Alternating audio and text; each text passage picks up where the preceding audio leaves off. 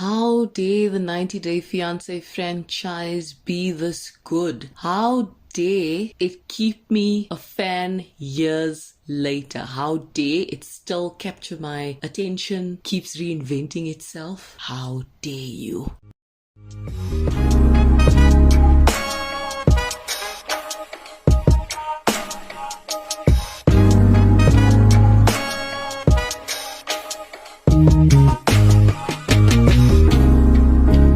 This is one reality show that really has captured me from the beginning. Like many other shows, with the 90-Day Fiance franchise, there is just something so special about it. It keeps reinventing itself. It keeps getting better. I don't know how they do it.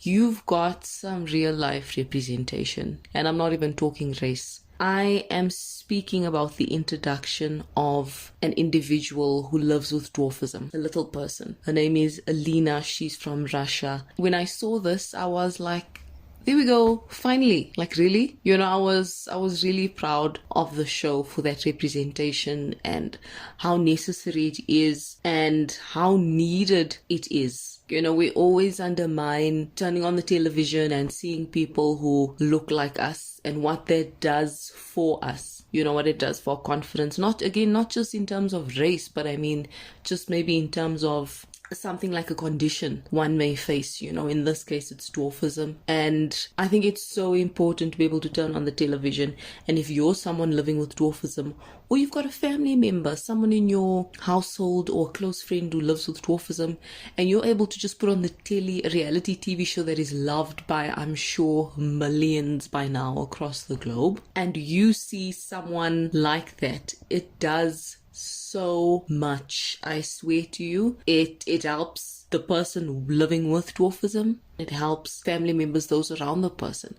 Because I know when Little Woman, that franchise on Lifetime, started, it opened me up to so much, just really understanding the condition, what individuals who live with the condition have had to go through, certain traumas, not just socially but medically as well, physically having to go through so many surgeries. You don't think about this, and in your little communities like in mine, for instance, it's not often where you see someone living with dwarfism, and in your mind it kind of imprints the message that these people don't really exist. So if you do see them, that it's something is just wrong. These are people you don't accept, you ostracize them, which is so wrong. And if you can see them on such a public platform, just living normally, doing things that we all do, but also sharing their struggles, so we've got another perspective that does wonders for society. Not just the person living with dwarfism who manages to see another person like them with the same condition. So super, super proud of 90-Day Fiance, and I hope this can just be normalized, to be honest with you. Goodness, these are just people, and we don't know. Oftentimes there's some strange things happening under our noses in our little communities where people with certain conditions or disabilities are being hidden. You will never see that person. They'll be locked away in the house forever because of strange belief systems that there's something like spiritually wrong with the person. When that's not the case. And the more you hide it and the less we see of these people in our communities or on the television, the more you're kind of fueling and reinforcing this idea that there's something wrong with this person and we've got to ostracize them. They shouldn't be part of society, which is really whack. So Alina, I love the light in which they portray her. They portray her for her personality. Her storyline isn't primarily that she's got some form of dwarfism, but it's the fact that she is confident. It's the fact that she's in a band. She sings with her friends alongside her. It's so fun. She's just a fun gal. In the first opening episode of the season, she's got this photo shoot and she just looks so stunning, and those are the things people need to see.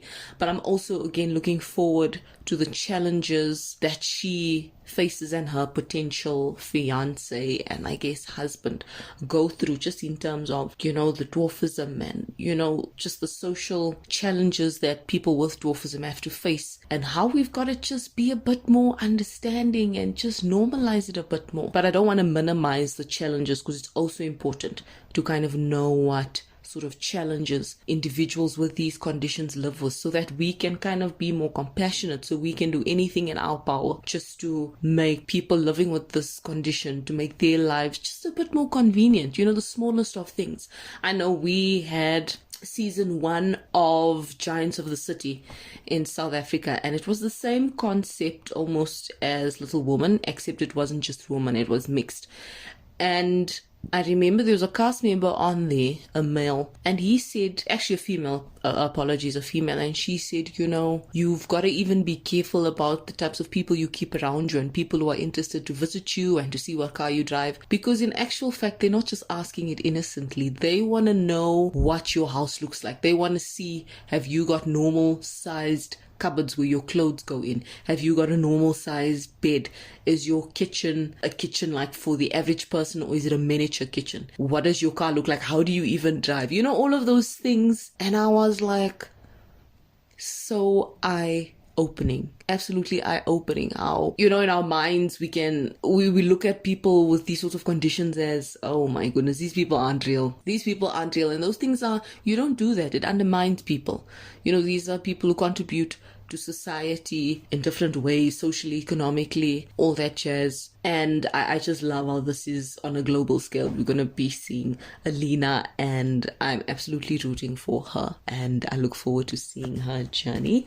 Let me know what your thoughts are about the representation of an individual who just happens to live with dwarfism being represented on a 90-day fiance before the 90 days. I'll appreciate your comments.